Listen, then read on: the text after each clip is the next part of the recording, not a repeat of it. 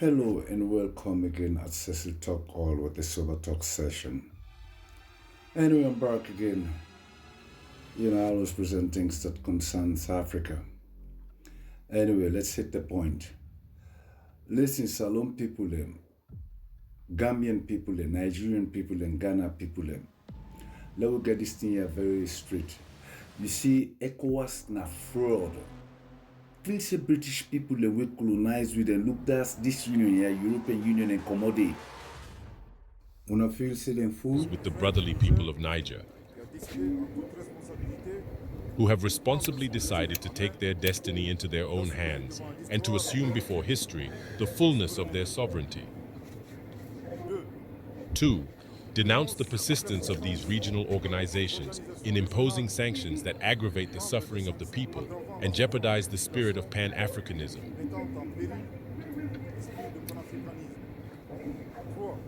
3. Refuse to apply these illegal, illegitimate, and inhuman sanctions against the people and authorities of Niger.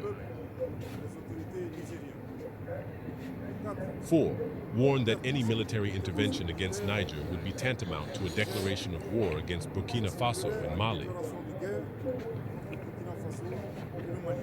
I repeat, 4. Warn that any military intervention against Niger would simulate a declaration of war against Burkina Faso and Mali.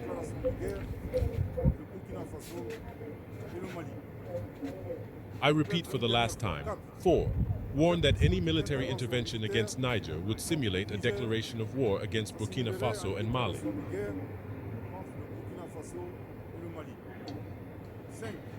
5.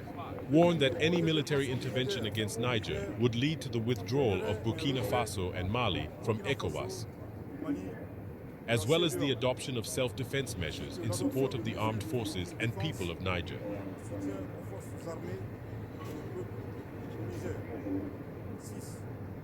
6.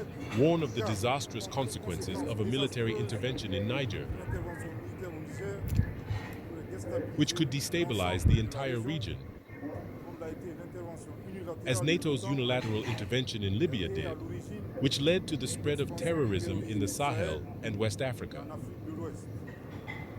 The transitional governments of Burkina Faso and Mali are deeply indignant and surprised by the imbalance observed between, on the one hand,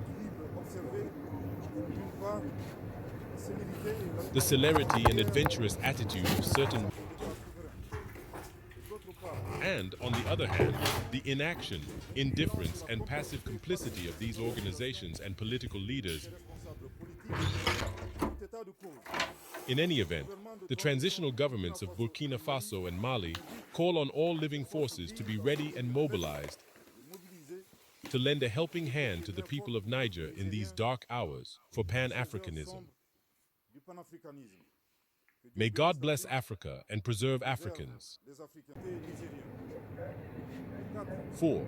Warn that any military intervention against Niger would be tantamount to a declaration of war against Burkina Faso and Mali. I repeat, 4. Warn that any military intervention against Niger would simulate a declaration of war against Burkina Faso and Mali.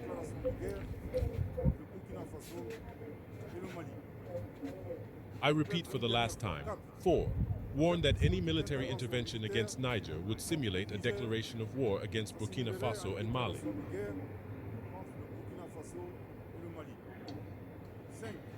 5. Warn that any military intervention against Niger would lead to the withdrawal of Burkina Faso and Mali from ECOWAS, as well as the adoption of self-defense measures in support of the armed forces and people of Niger. Federal judge had been assigned to the case, and both parties anticipated its expedited hearing and disposal, especially after Mr. Abubakar argued that the Nigerian Election Petitions Tribunal would deliver a verdict around September 21st, 2023. Mr. Abubakar previously filed a suit before a county court in Chicago, Illinois, but withdrew it in order to file a more comprehensive case at the federal court, which prompted a county judge to dismiss the earlier case from the docket and cleared the path for Mr. Abubakar's federal complaint. Even though the county court handed off the case without prejudice, some Nigerian media outlets erroneously reported that Mr. Abubakar's substantive case was dismissed. But the Nigerian opposition leader's filing showed he withdrew the case voluntarily to avoid any perception he was abusing the court process. Mr. Abubakar, of the main opposition People's Democratic Party, PDP, welcomed Mr. Tinubu's motion to join the suit. His team of lawyers said their client did not oppose Mr. Tinubu's intention to join the suit, saying he was, in fact, previously told he should feel free to join. Has filed a motion seeking to prevent a federal court in the United States from releasing his university academic records to Atiku Abubakar, his principal opponent during Nigeria's February 2023 presidential election. Documents obtained by People's Gazette showed Mr. Abubakar on August 2nd approached the state's district court for the Northern District of Illinois to issue a subpoena for Chicago State University to release Mr. Tinubu's school records, citing long-standing controversies around the Nigerian president's background. Journalist David Hundayin obtained records that showed Bola Tinubu that attended Chicago State University in the 1970s was a female. The CSU Registrar's Office had told People's Gazette that it graduated Bola Tinubu on June 22, 1979, but did not elaborate when pressed on whether the student was a male or female, much less if it is the same person now occupying Nigeria's presidency. Mr. Abubakar told the court he was seeking the documents as part of discovery to strengthen his legal challenge against the declaration of Mr. Tinubu as Nigeria's president on March 1, 2023, following the hotly contested February 23 election. But Mr. Tinubu quickly gathered his team of attorneys and asked to be added as an interested party in the suit, alleging that Chicago State University might be unable to fully protect his interest as the owner of the records being sought. Mr. Tinubu should be allowed to join or intervene because he has a direct personal interest in records sought. His interests are not fully represented or protected by respondent Chicago State University, and his interests will be affected if he is not permitted to join or intervene, the Nigerian leader argued in his motion to join the suit filed on August 3rd and submitted by his Chicago attorney, Christopher Carmichael. Chicago State University stated that its obligation is satisfied by providing notice of the application and attempt to access the records. Chicago State's position is that it does not have an obligation to oppose the application, and therefore CSU does not adequately represent Mr. Tinubu's interests, the filing said. Consequently, Mr. Tinubu argued that the records should not be released because they fell under a 1974 privacy law for American students. Mr. Abubakar's lawsuit indirectly seeks relief against Mr. Tinubu by seeking his records that the federal and state governments have determined should be confidential. See 20 U.S.C. Section 1232, G, describing the purpose of the Federal Educational Records and Privacy Act of 1974 as to protect students from a school's unauthorized release of a student's records. 105 ILCS 10(6)A, prohibiting the release, transfer, disclosure, and dissemination of school student records, the attorneys argued. A federal judge had been assigned to the case, and both parties anticipated its expedited hearing and disposal, especially after Mr. Abubakar argued that the Nigerian Election Petitions Tribunal would deliver a verdict around September 21, 2023. Mr. Abubakar previously filed a suit before a county court in Chicago, Illinois, but withdrew it in order to file a more comprehensive case at the federal court, which prompted a county judge to dismiss the earlier case from the docket and cleared the path for Mr. Abubakar's federal complaint. Even though the county court handed off the case without prejudice, some Nigerian media outlets erroneously reported that Mr. Abubakar's substantive case was dismissed. But the Nigerian opposition leader's filing showed he withdrew the case voluntarily to avoid any perception he was abusing the court process. Mr. Abubakar, of the main opposition People's Democratic Party, PDP, welcomed Mr. Tinubu's motion to join the suit. His team of lawyers said their client did not oppose Mr. Tinubu's intention to join the suit, saying he was, in fact, previously told he should feel free to join.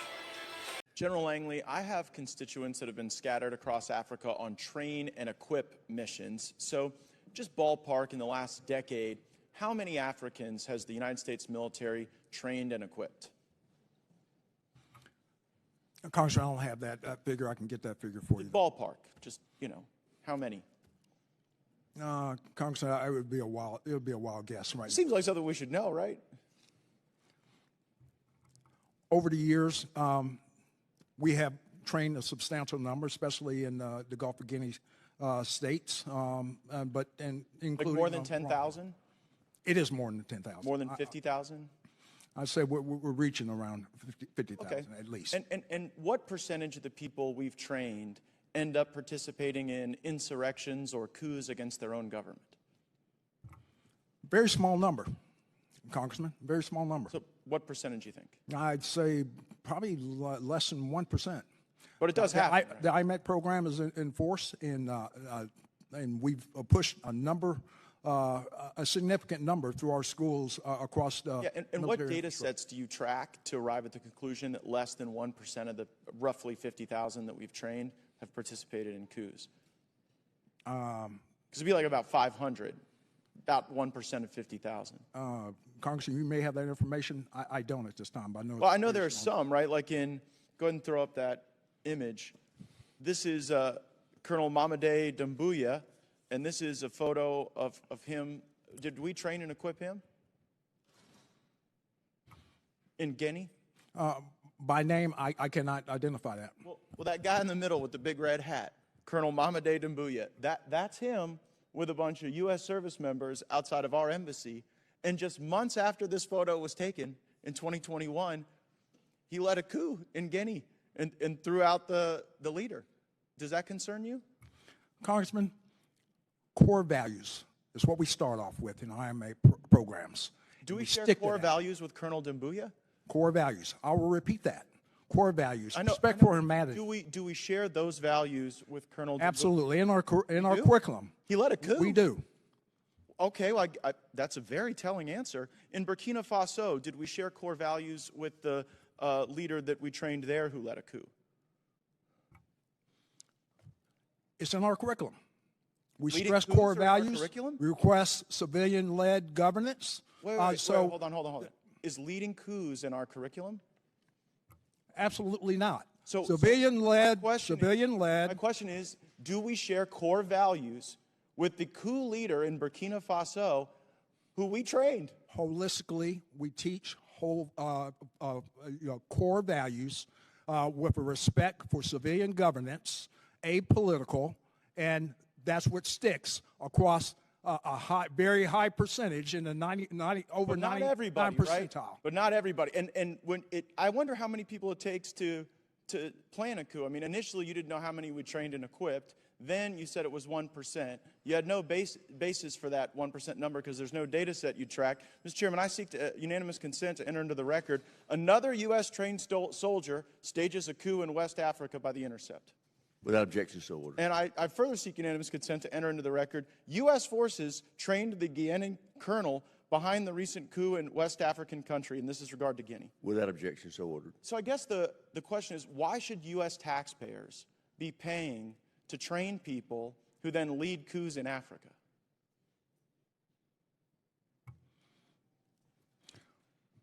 Congressman, our curriculum harvests core values and also to be able to embolden these countries for a representative democracy. But General, that democracy isn't what emerges.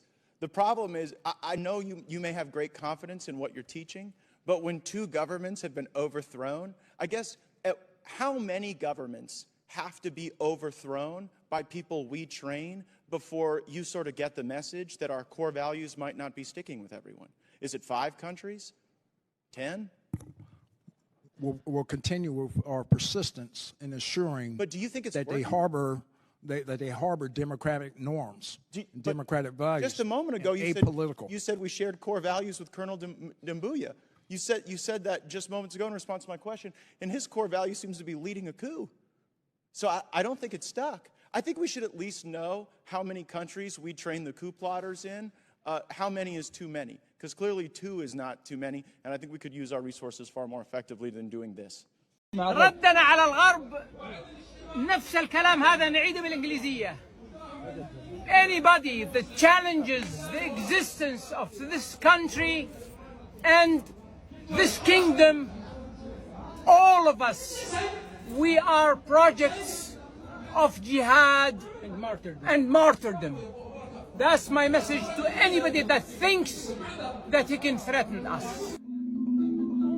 This message is coming from President Tinubu of Nigeria and your ECOWAS cartel.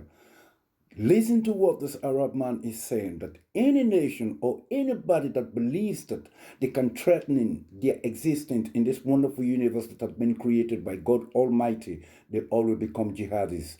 These are whom we call leaders. These are whom we call patriots, not you traitors betraying Africa every time.